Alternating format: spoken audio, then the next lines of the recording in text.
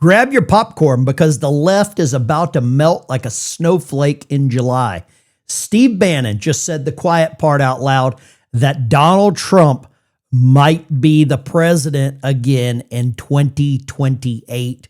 And you can literally see the panic ripple through the room. I'm talking pearl-clutching journalists gasping for air, fact checkers already sweating through their blue hair dye, and MSNBC producers calling emergency meetings. Bannon dropped one line and the internet went up in flames.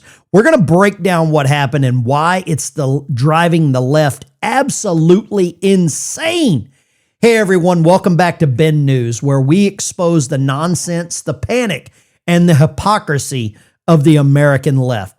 So Steve Bannon just broke the internet. The man sat across from two smug journalists from The Economist, the kind of people who treat pronouns like a moral compass, and he said it straight to their face. Well, he's going to get a third term. So Trump 28, Trump is going to be president in 28, and people just ought to get accommodated with that. So what about the 22nd Amendment? There's many different alternatives. At the appropriate time, we'll lay out what the plan is, but there's a plan, and President Trump will be the president in 28. We had longer odds in 16 and longer odds in 24 than we got in 28. And President Trump will be the president of the United States, and the country needs him to be president of the United States. We have to finish what we started.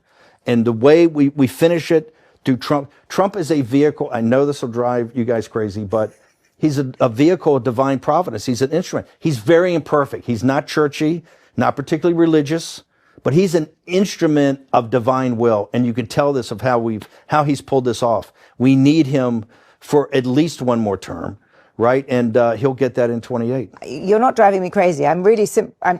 The look on their faces is priceless. You can almost see the color drain out faster than CNN's ratings. They froze like deer in the headlights trying to process how their Orange Man bad nightmares just got extended for another 4 years. Now, of course, they immediately clutched their pearls, but my Constitution, my 22nd Amendment. Listen to her response. This is so good. I love everything about this, whether or not I believe it, whether or not I think the American people needs it, whether or not I think the United States needs it. Her answer and response make me want it to happen. Trying to understand the coherence of the things you've just told me in the last few minutes. On the one hand, you've said the Constitution is fit for purpose. Secondly, you've said that President Trump needs another term, even though the 22nd Amendment makes pretty clear that he cannot have another term. Why does it make that clear? Because he's in his second term already. At some point in time, we will make sure we go through, Zanny, and define all those terms. Okay? But even if you find a way to undermine you will be undermining the spirit of that amendment, even if you find some way around it. And to those Can the American people, if the American people, with the mechanisms we have, put Trump back in office, are the American people tearing up the Constitution? Would that be tearing up? Well, would the American people be going against the spirit of the Constitution, ma'am? I think yes, actually, because I think what you are going to... What about all the rules that the Democrat Party has been breaking for the last 30 years? What about the rules under Obama? What about all these rules? Suddenly they want to play by the rules that they've been ignoring for the past 2 decades. Steve Bannon, I don't know if this is a rope-a-dope. I don't know if he's serious. I just don't want to come across as being a hypocrite. But we all know what happened with the 2020 election. And if the American people want this to happen, that's an election. That's a democratic election. Something that the Democrat Party has not done for years by picking an actual candidate. And I think that's where this comes into play.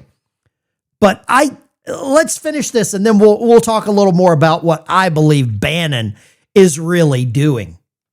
You will end up with is a populist justification for a quasi-dictatorship. That's not true at all. Trump That's what it sounds like. It's not.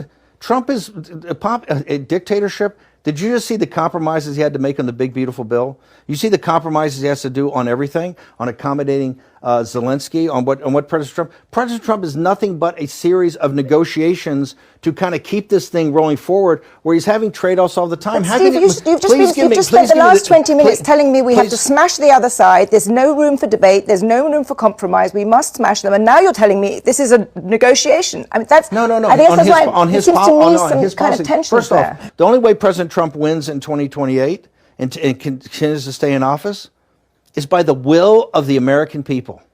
Okay? And the will of the American people is what the Constitution embodies. And so I think we're going to be in good hands there. We need to finish what we started.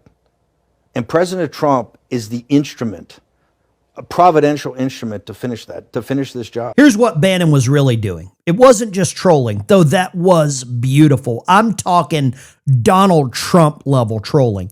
And Trump might have actually put him up to this.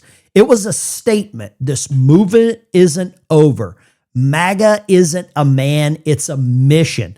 The Democratic left weaponized every institution in America, every three-letter agency.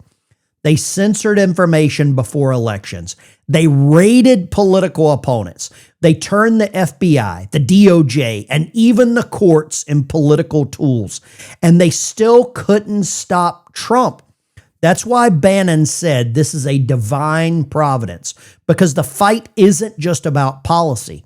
It's about preserving the republic. So whether it's Trump, J.D. Vance, or the next MAGA torchbearer, this movement must continue.